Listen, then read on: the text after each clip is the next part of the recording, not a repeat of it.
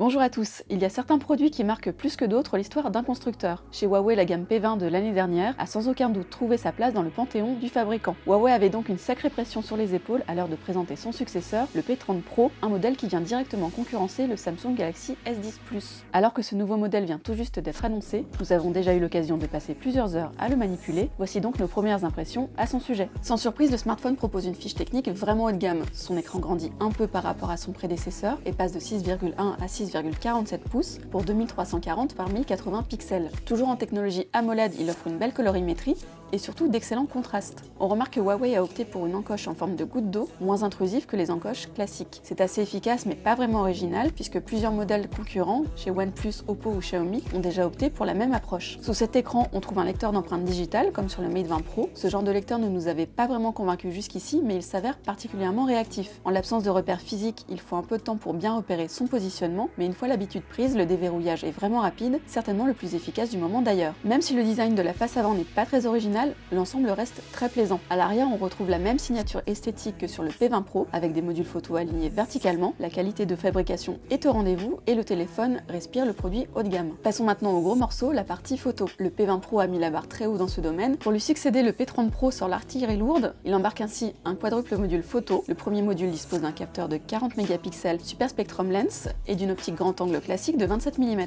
Cette technologie Super Spectrum est l'une des principales nouveautés photo. Huawei a ici revu le filtre de Bayer en remplaçant le pixel vert par un pixel jaune, le but étant de capturer toujours plus de lumière. Quant au second module, il s'agit d'un ultra grand angle assez classique de 16 mm avec capteur de 20 mégapixels. Le troisième intègre la nouvelle technologie Optical Periscope Zoom qui promet une longueur focale de 125 mm. Enfin, le dernier module est une caméra Time of Flight capable de mesurer plus précisément la profondeur de champ. Tous ces modules à l'arrière offrent une stabilisation optique. Enfin, on peut évoquer une batterie très conséquente de 4200 mAh et une certification IP68 pour la résistance à l'eau et à la poussière. Côté puissance, le smartphone mise sur une puce Kirin 980 couplée à 8 Go de mémoire vive. Comme sur le Mate 20 Pro, il est possible d'étendre la mémoire de 128 ou de 256 Go à l'aide d'une carte mémoire au format Nano Memory que seul Huawei propose pour le moment. Vous l'aurez compris, Huawei n'a pas l'intention de se laisser distancer par Samsung et son ambitieuse gamme Galaxy S10. Son P30 Pro séduit sans peine par ses composants haut de gamme et promet de se situer sur le podium des meilleurs smartphones en matière de photos. Des premières impressions que nous vérifierons évidemment sous peu au cours d'un test labo complet.